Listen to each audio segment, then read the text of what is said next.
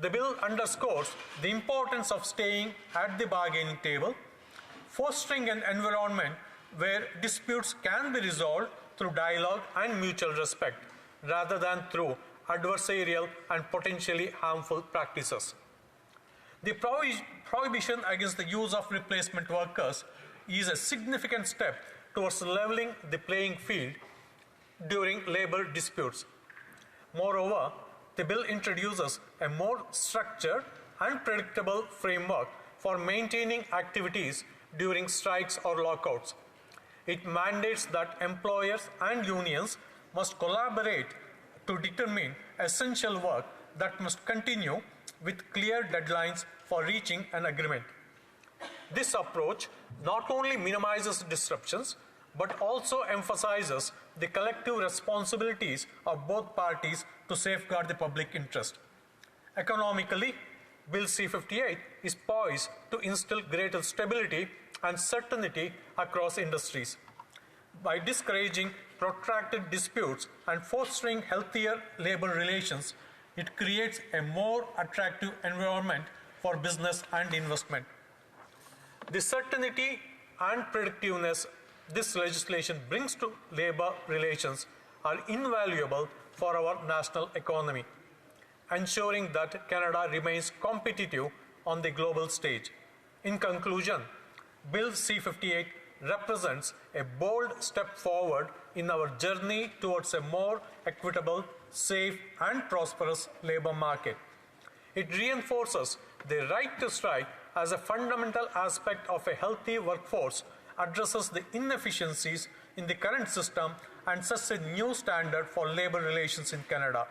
As we debate and discuss this landmark legislation, let us remember the profound impact it will have on the lives of Canadian workers, the health of our industries, and the overall well-being of our nation. Thank you, Mr. Speaker. Questions and comments? Questions et commentaires. The Honourable Member for Nunavut. And I'd like to thank the member for his intervention. I think that from what I've learned, this legislation has been a long time coming. The NDP has introduced similar bills 8 previous times, and I've learned as well that Quebec and British Columbia already have similar legislation like this. So there's already been a lot of great work to make sure that there are better relationships between employers and the unions. So I wonder if the member can explain why the Liberal Party decided to do an 18-month delay in the implementation of this legislation, given how important those relationships are and given how important it is to protect the rights of workers. Honourable Deputy de Nepean. The Honourable Member for Nepean. I agree with the member that this is a most important legislation when it comes to the labour workforce in our country. This is a fundamental change the way in which the collective bargaining and negotiations used to take place. And because it's a major change, it requires time for all the parties involved to get adjusted to the new reality. This is a long time coming, and it is going to be around for a very long time. So the time of 18 months is required for all the players to get accustomed to the new reality and make necessary adjustment in their approach in future negotiations. Questions and comments? The Honourable Member for Châteauguay-Lacolle. Thank you very much, Mr. Speaker. Interest to the speech of my colleague, and it caused me to reflect on the number of measures that our government has brought in this Parliament and previous parliaments that really go to the promotion and defense of unionized workers, of workers across the country. And so I'd like to hear my colleague's comments on how our government has stood for workers in Canada. The Honourable Member for Nepean. Thank you, Mr. Speaker. Mr. Speaker, our government, since it came to power in 2015, has always worked for the benefit of the labour force in our country. It has worked hand in hand with the labour unions at all levels, always consulted with them and have taken necessary steps to protect their well-being. Mr. Speaker, personally speaking, my wife is a member of a union, QP union, and I see the benefits of the union, the labor force which has got the unions. Unfortunately, under the federal regulated workforce, out of 1 million employees under the federal workforce, only about 34% are unionized. And I hope this particular legislation, similar to what is already available in BC, British Columbia and Quebec, will be adopted by the other provinces in the coming dates. Questions et commentaires. Questions and comments, the Honourable Member for Berthier-Masquinongé. Thank you, Mr. Speaker. With all due respect to my colleague, I'm not satisfied with the answer that was given with regard to the 18-month delay asked for by my colleague just earlier. I said that it's more time than this government might have if the Liberal government really intended to legislate to prevent the use of scabs, which violates the honest rights of workers who have the right to work. They would legislate quickly because the 18-month delay will be easy for a government. If it changes stripes, we don't know what the future will hold. However, it seems that things will happen. So if the bill is in force, it will be harder. So I'd like to ask about this 18-month period. To say that it's complicated, it's not complicated. If there's a strike tomorrow, you can't hire replacement workers. For the strikers, that's not complicated in my opinion. Quebec has had not accepted this for a long time. We shouldn't accept it in a G7 country. Workers under Quebec's jurisdiction have been protected for 47 years. Thank you. Thank you, Mr. Speaker. Mr. Speaker, this legislation has come to this House after many, many decades. And I don't think it's a great, makes a big difference to wait patiently for another 18 months instead of putting it on the employers and the unions who are currently in negotiation or who are on the verge of starting their negotiation. Once everybody understands, it should not lead to any unintended consequences if that is suddenly brought into force. The 18 months is a good time for everyone who are involved to get adjusted to this new reality.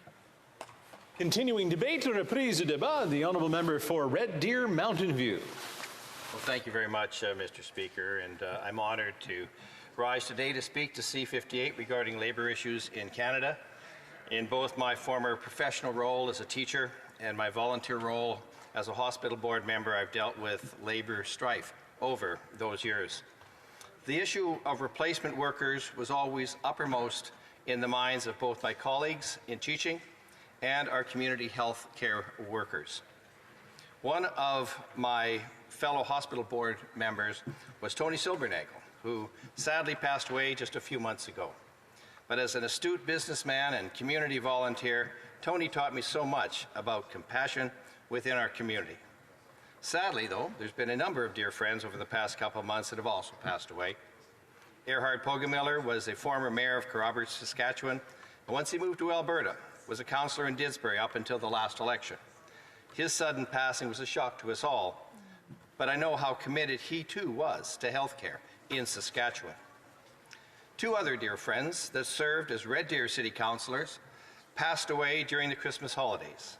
My childhood friend, Michael Daw, was a treasured member of the city of Red Deer. As an historian and archivist, there was no one better. His former colleague, Frank Wong, also passed away during this time. Another icon of our community and former Red Deer alderman was Jack Donald. His philanthropy and care for our community was something that will be remembered forever. But communities have many leaders. Friends like Dave Brown, Winnie McFadden, Jean Klepper did so much for our central Alberta communities, whether in sports or agriculture. They were also leaders. Sadly, within my family, we just dealt with the passing of my wife's brother, Charles Moore. Charlie was one of the founders of Premier Lougheed's dream of rural gasification throughout Alberta. He received a Lifetime Achievement Award from the Federation of Gas Co-ops, as well as the Alberta Association of Agricultural Societies, for his unwavering commitment to community. He also was a recipient of at least 5 community, provincial, and national medals and citations. it was all for community for each and every one of these dear friends that have recently passed away. My experiences with labor disruptions started in the late 60s when I chose to remain home while my family enjoyed a trip to California so that I could look after the farm and complete a correspondence course over the summer. I just received all of my lessons when a postal strike started.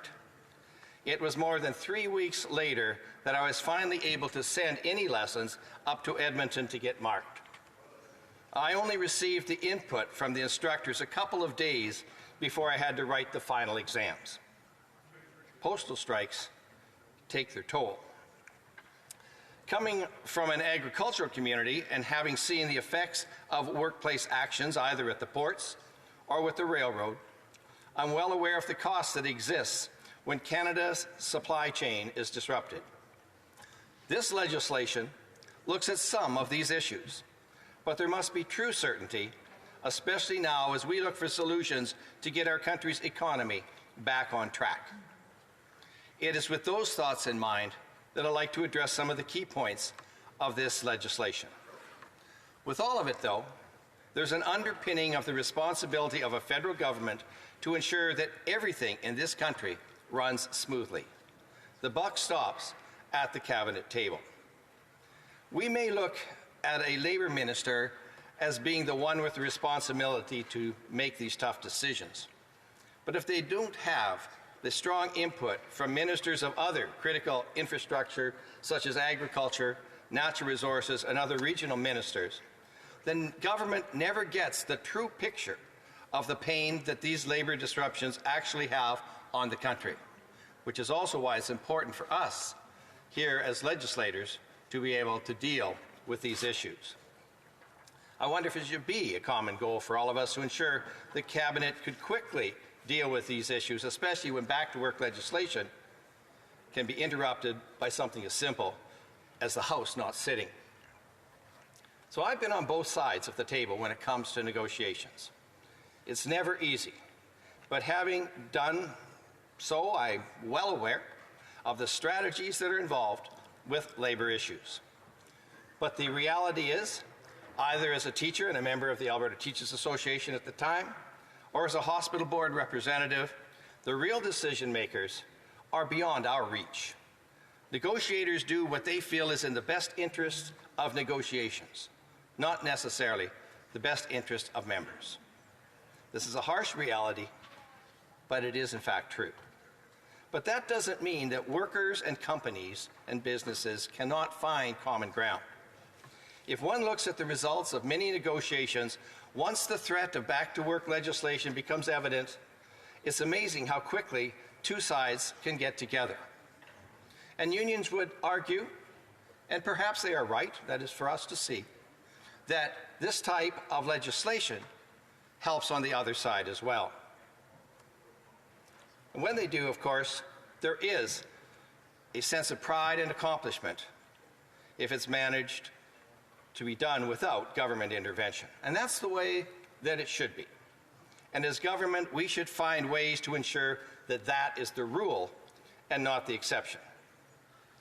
A fair and logical approach for replacement workers, one hopes, would make negotiations more meaningful. Mr. Speaker, this bill was tabled in November of 2021, and we are now here in February 2024 debating it. This Liberal NDP coalition sure likes to take their time with the legislation they table for debate. Nevertheless, moving on, Bill C-58 does two major things. First, it bans replacement workers in federally regulated industries such as banking, airports, telecommunication, but it doesn't ban them in the federal public service.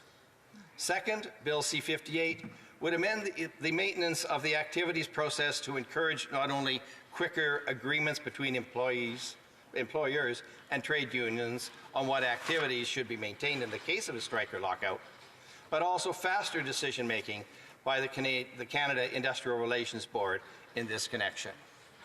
The provision of Bill C-58 would only apply to federally regulated workers. If enacted, the provision of Bill C-58 would enter